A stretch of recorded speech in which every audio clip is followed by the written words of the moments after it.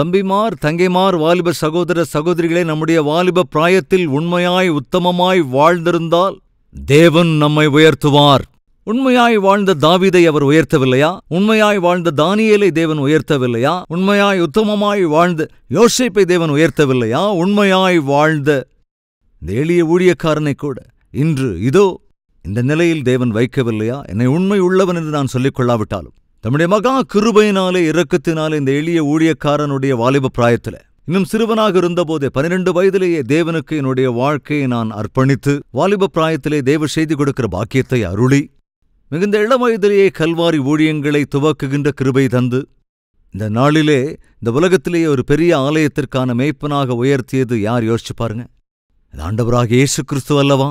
அதற்கு முக்கியமான காரணம் சிறு வயதிலேயே என்னுடைய வாழ்க்கையை ஆண்டவரிடத்தில் அர்ப்பணித்ததுதான். தம்பிமார், தங்கைமார், வாலிப பிள்ளைகளே, நல்லா கவனிங்க. இளம் பிராயத்தில், உங்கள் வாலிப பிராயத்தில் உங்களுடைய வாழ்க்கையை ஆண்டவருக்கு அர்ப்பணம் செய்யுங்கள். சதீஷ் அண்ணனைப் போல நானும் கூட உயர்த்தப்பட வேண்டும். சதீஷ் அண்ணாவைப் போல என்னுடைய வாழ்க்கையும் கூட தேவனுடைய கரங்களில் ஒரு பயனுள்ள பாத்திரமாய் பயன்படுத்தப்பட வேண்டும். ஆசைப்படுகிற தம்பிமார், தங்கைமார் என்ன செய்ய வேண்டும் என்றால், நீங்கள் தேவனுடைய கரங்களுக்குள் வர வேண்டும். தேவனுடைய கரங்களிலே உங்களுடைய வாழ்க்கையை அர்ப்பணிக்க வேண்டும். சம்பூரணமாக, பரிபூரணமாக. நான் அதைத்தான் செய்தேன். அந்த யோசேப்பை தேவன் அற்புதமாய் உயர்த்தினார். அதன் பலனாக தேசமே பஞ்சத்தால் ஆட்கொள்ளப்பட்டிருந்தபோது, யாக்கோபு தன் குமாரர்களை எகிப்து தேசத்திற்கு அனுப்பிய போது யோசேப்பு அடையாளம் கண்டுகொண்டான். என்னை விற்று போட்டவர்களே என்னிடத்திலே தானியத்தை யாசிக்க வந்திருக்கிறார்கள். எஸ், தேவன் உன்னை உயர்த்த வேண்டும் என்று விரும்புகிறேன். எந்த அளவுக்கு என்றால், உன் வாழ்க்கையில் விளையாடினவர்கள், உன்னை அவமானப்படுத்தினவர்கள், உனக்கு அநியாயம் இழைத்தவர்கள், கடைசியில் உன்னை விற்று போட்டவர்களே ஒரு கட்டத்திலே உன்னிடம் யாசகம் கேட்டு வருகிற விதத்திலே, உன்னை அநேகரை போஷிக்கின்ற விதத்திலே தேவனுனை ஆசீர்வதிக்க வேண்டும் என்று நான் விரும்புகிறேன். யோசேப்பு தன்னைத்தான் அங்கே வெளிப்படுத்திக் கொண்டு தன் சகோதரர்களிடத்திலே சொன்னான், நான் யாருன்னு தெரியுமா? நீங்கள் விற்று போட்ட உங்களுடைய தம்பிதான். மிரண்டு போயிட்டாங்க, பயந்துட்டாங்க. ஆனால் நான் உங்களை சிட்சிக்க மாட்டேன். போய் அப்பாவை அழைத்துக் கொண்டு வாருங்கள். இதற்காக பஞ்சத்திற்குள் நீங்கள் வாழ வேண்டும். அப்பாவையும் அழைத்துக் கொண்டு வந்து விடுங்கள். நான் உங்களை போஷிக்கிறேன். 150 பேருக்கும் மேலானோர் அந்நாளிலே எகிப்து தேசத்துக்கு வந்து சேர்ந்தார்கள். தேவன் யோசேப்பை கொண்டு யாக்கோபையும் யாக்கோபின் சந்ததி எல்லோரையும் கூட போஷித்தார். கவனிங்க, போஷிக்கப்பட்டவர்களான அந்த யாக்கோபினுடைய சந்ததியினர் 100 பேர், 200 பேர், 1000 பேர், 1,00,000 பேர், 10 லட்சம் பேர், 20 லட்சம் பேர் என்று இன்னும் 30 லட்சம் பேராக அபிவிருத்தி அடைந்தார்கள். தேவன் ஆபிரகாமுக்கு வாக்கு பண்ணி இருந்தார். என்னவென்று தெரியுமா? உன்னை கொண்டு அநேக ஜாதிகளை நான் ஆசீர்வதிப்பேன், அது மாத்திரமல்ல, உன்னை ஒரு ராஜ்யமாக, தேசமாக ஆசீர்வதிப்பேன் என்று வாக்கு பண்ணியிருந்தார். வாக்குத்தத்தம் செய்தபடியே தேவன் காலம் முழுமையான போது, சம்பூரணம் அடைந்த போது, எகிப்து தேசத்திலே அடிமைகளாக இருந்த யாக்கோபின் சந்ததி என்று அழைக்கப்பட்ட இஸ்ரவேல் ஜனங்கள் சுமை சுமக்கும் வேலை செய்து கொண்டிருந்த போது தேவன் மோசேயை எழுப்பினார்.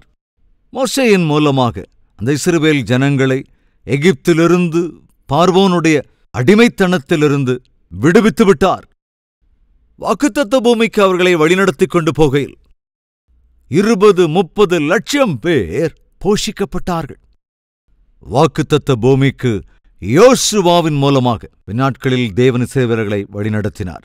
யோசுவா உண்மையாய் உத்தமமாய் தனக்கு ஒப்படைக்கப்பட்ட பொறுப்புகளெல்லாம் நிறைவேற்றி வாக்குத்தத்த பூமியை 12 கோத்திரத்தாருக்கும் பங்கிட்டு கொடுத்துவிட்டு மரித்தான். யோசுவாவின் மரணத்திற்குப் பிறகு கர்த்தரையாகிலும் யோசுவாவையாகிலும் அறிந்திராத ஒரு ஜனக்கூட்டம் எழுந்தது. அவர்கள் செய்ததென்னவென்றால், தங்கள் இஷ்டம் போல வாழ்கிற வாழ்க்கைக்கு பழக்கப்பட்டு போனார்கள். நேற்று வரைக்கும் அடிமைகள்.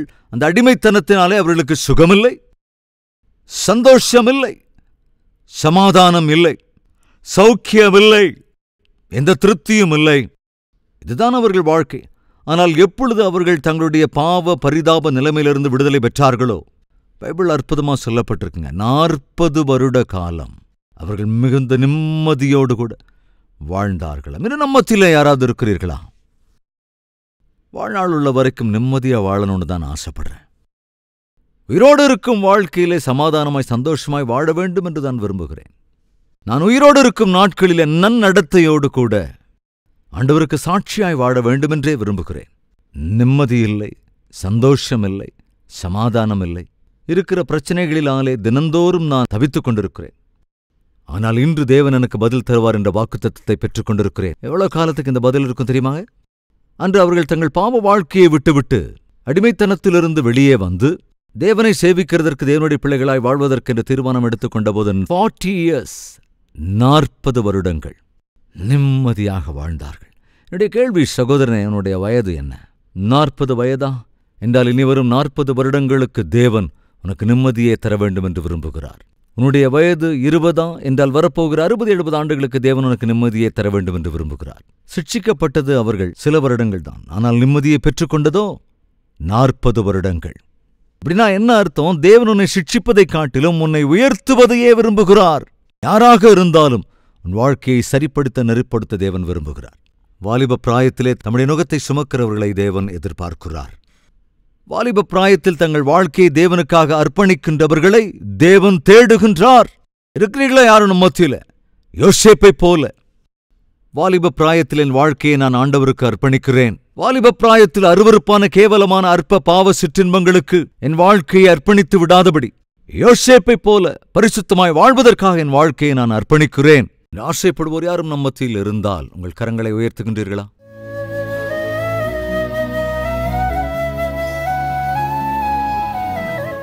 அப்பா பிதாவே, என் வாழ்க்கை பாழாகி இருக்கிறதையா. என் தந்தை அழுகிறார், என் தாயார் அழுகிறார்கள். என்னால் என் வீட்டில் ஒருவருக்கும் சந்தோஷம் இல்லை.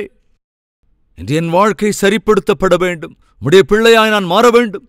சிறுவயதிலேயே நீர் என்னை முத்திரிக்க வேண்டும். சிறுவயதிலேயே நீர் என்னை தெரிந்து கொள்ள வேண்டும். இயேசுவே, என்னை உம்முடைய கரங்களில் தொட்டு தூக்கி உம்முடைய சித்தத்துக்கு ஏற்றவனாக என்னை மாற்றுங்கப்பா. உம்முடைய உத்தேசத்தின் அடிப்படையில் என்னை ஆசீர்வதிங்க ராஜா. பிதாவே, பிள்ளைகளை தரிசிங்கப்பா. ஆண்டவரே, நீதியாய் வாழும்போது அது எவ்வளவு பெரிய ஆசீர்வாதம். தானியேலை போன்ற ஜெப வாழ்க்கை எங்களுக்கு அருளி செய்யுங்க. தாவீதை போல உம்முடைய சித்தத்திற்கேற்ற இருதயத்தை எங்கள் ஒவ்வொருவருக்கும் அருளுங்கப்பா. தெளிவாய் திட்டவட்டமாய் எங்களோடு பேசியதற்காக உமக்கே ஸ்தோத்திரங்களை ஏறெடுத்து இயேசு கிறிஸ்துவின் நாமத்தில் வேண்டிக் கொள்கிறோம் பிதாவே. ஆமென்.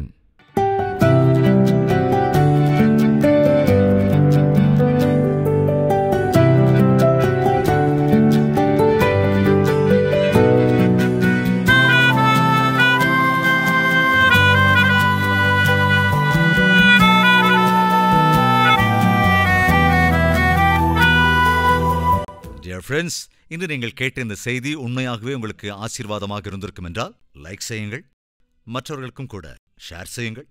கூடவே உங்களுடைய கமெண்ட்டையும் எழுதி உங்களுடைய அபிப்பிராயத்தையும் தெரிவிக்க வேண்டும் என்று கேட்டுக்கொண்டு, தேவனுக்கு சித்தமானால் நாளையும் சந்திக்கலாம்.